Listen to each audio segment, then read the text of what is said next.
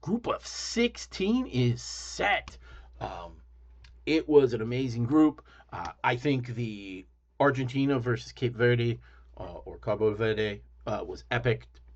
Uh, and I'm going to talk about some, and then I'm going to talk about the group of 16. So that's coming up. So, wow, this was an amazing match. To me, it was the best match of the group of 32. It was close. There was the fact that you have this underdog, scrappy country, the least populated country of any to ever make elimination rounds at the World Cup. Awesome. And Messi was superb. He was a great player, and it's almost like the most famous player in the world versus the not known country in the world. Uh, so it made a funny story, and Messi once again was amazing thanks to his skill, his athleticism, his knowledge, and ref favoritism. I think I counted 2 fouls he did that were not called. All right, and when Cape Verde did a legal slide tackle by kicking the ball away, and he fell over the player, guess what? Foul was on the player that did the legal slide. You in the slow motion can even see them slide and kick the ball. Their foot touches the ball. That's what makes it legal. If you do that and you don't touch the ball, it's a foul. Okay, sometimes even a yellow card, depending on how egregious things were. Uh, no, foul. I don't know how. Why? Because it was Messi. That's why. You don't do that for Messi. Then, if you look at the fact in Algeria where he spiked a player's calf and clearly should have gotten a yellow card for that. Like, I'm not saying he did deliberately. I don't think he should have gotten a red card. I really don't. But people were like comparing. The London Telegraph was comparing that to the fact that the American player got a red card for a completely accidental play. And it was probably even less egregious because possession was a 50-50 situation in that. And with Messi against Algeria, the Algerian clearly had possession of it. So, like, literally no card versus red card. And in some ways, you could actually claim that what Messi did was more egregious because the other player had full possession versus a 50-50 situation. Uh, it's become glaringly obvious that there's bias towards Messi.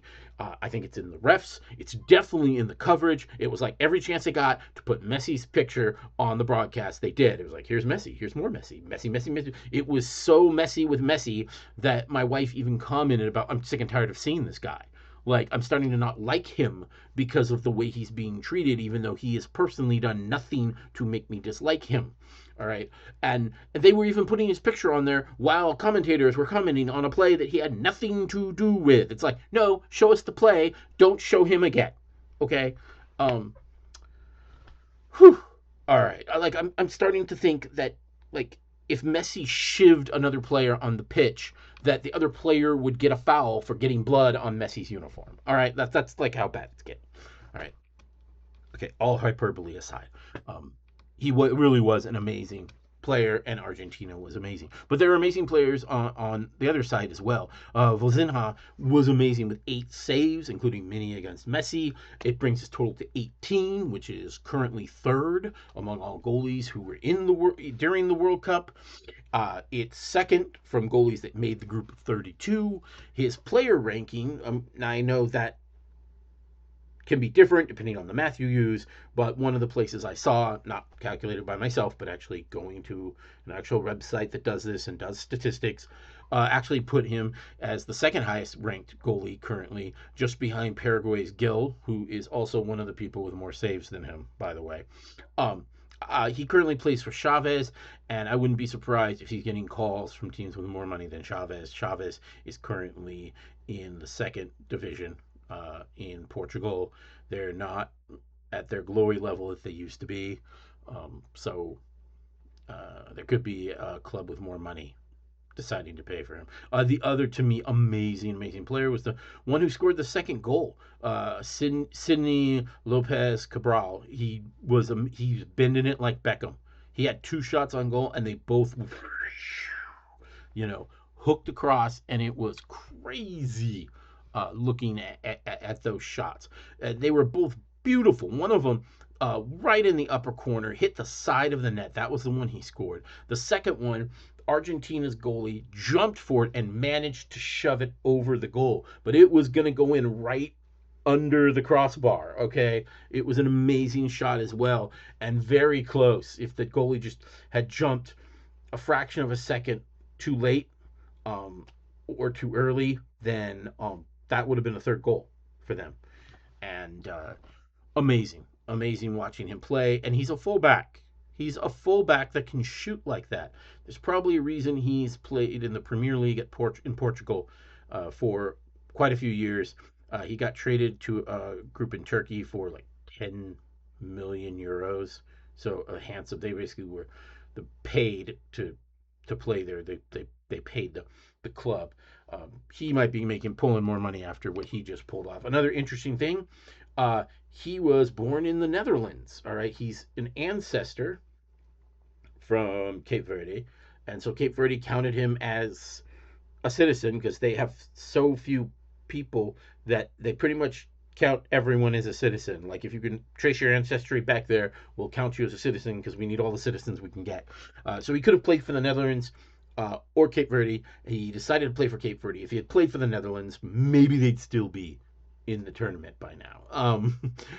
But it was great watching him play. He was really good. I mean, now I do fully believe Argentina earned the win. They did earn the win. I don't think any of the favorable calls from Messi had led to a goal. I think all the goals were quite fair. That was scored, and Messi was the best player on the pitch. But there's a good chance the second and third best player were not on Argentina's team, actually, and that was great to see. I love seeing players I haven't gotten a chance to see yet, and just seeing how amazing they are. All right, so that's dealing with what I think was the best game of the group of 32. Uh, Now I want to get on to the group of 16 and kind of how my predictions for the group of 32 have played out. They actually played out pretty well, all right? I've often told people, trust my predictions because they're often right. I have some pretty good analysis about these things. I got 14 of the 16 games correct on who won. The only one I was stunned on was Germany. Germany's loss was like, whoa, I did not expect that at all for that to happen and for Paraguay to beat them. I don't think most people did. The other one that I predicted that didn't happen was Morocco winning over the Netherlands. But this really wasn't a shocker. I already thought this was going to be a close game. I gave the edge to the Netherlands, but not by a lot. They entered the World Cup very closely ranked in the world rankings. Uh, Everyone has been saying that Morocco's a horrible second seed to have to pull for any first seed to play, or for any second seed to have had to have played. That was whoa. So it's not like a shocking one, but I had two off. I actually thought there was going to be another surprise, like one that's like, whoa, how did that happen? Because that's just how soccer goes. And it's not like these teams suck. None of these teams suck. They are all great teams. Okay. And I think the games today prove that. So none of them suck. It can happen. It's only one game. That's the way it is. All right.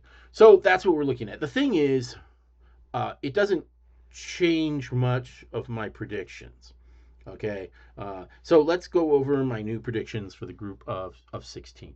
I got Paraguay facing France, and it really didn't matter whether it was Germany or Paraguay. I had France winning.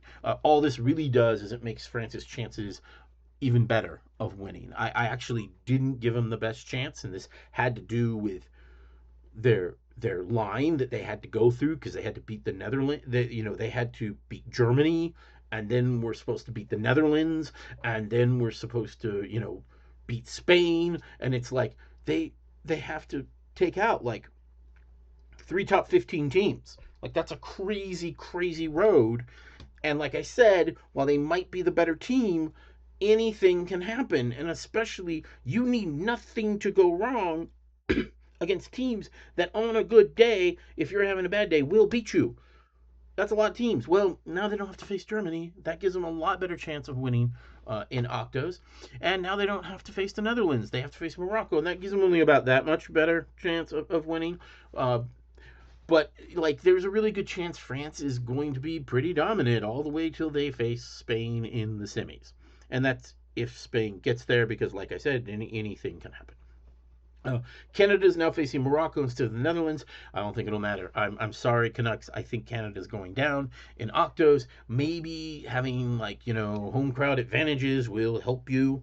But in general, I give that. And then guess what? If you do manage to win it first, be really happy. Getting to quarters would be an amazing feat. Then you have to face France.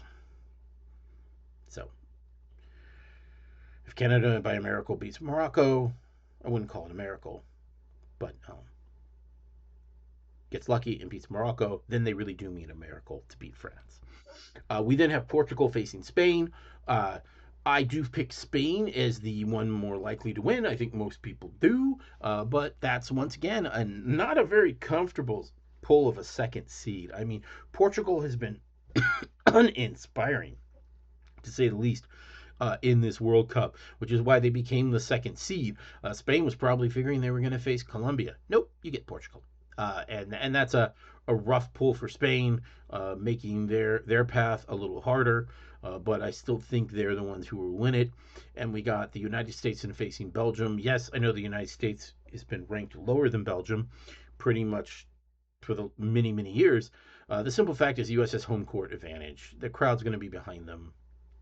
They're used to the weather. They're used to the time zone. They don't have to travel far for this match. Everything is to their benefit for this game. And Belgium has been really uninspiring the whole tournament.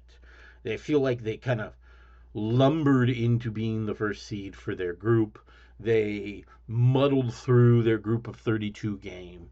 And meanwhile, the United States has been firing on all cylinders, ready to go. Yes, one of their best strikers is not going to be able to play, but they have a lot of great players. I think they'll be able to still pull off the victory, putting Spain versus the United States. And love the United States. I'd love for them to beat Spain. That would be awesome, but they're probably dying in quarterfinals. We got Norway facing Brazil. Norway's going to need a lot of luck to beat Brazil. Brazil's an amazing team. We got England facing Mexico. Frankly, England's been uninspiring too in this tournament. While I still pick England, I'm not going to be shocked if Mexico beats England. Once again, you're dealing with the host. Hosts usually do better than predicted, and England has been letting me down. Like, when we began, I thought England had the best chance of winning, but as the tournament has happened, I've been switching my predictions of that. We got Argentina versus Egypt. Yeah, Argentina. They'll probably have an easier time than they did tonight. Really, they probably will. They'll probably be like, "Wow, this was an easy octos right here. Yeah, oh yeah, Group 16, woo, whatever." And cruise into quarters.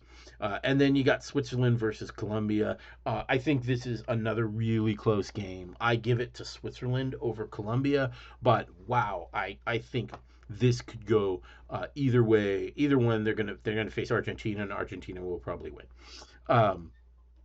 So if I'm going to look at the group of 16, I know this video is going a bit long. To me, the least competitive is Argentina versus Egypt. That's going to be the least competitive match, I think, of all of them. Maybe France versus Paraguay, but I'm aiming for Argentina versus Egypt is probably least competitive.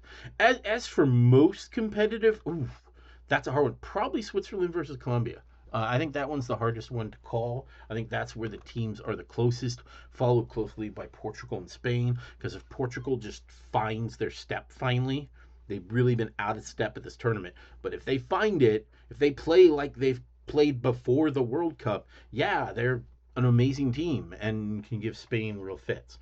So that's about how things go when I look at this group of 16. I'm not sure when I'm going to do my next video. I will at least come on after the United States game and give some commentary about it. It's really, and I could be popping on after the Canadian and Mexican team because I want to give both of those countries also a due as fellow hosts.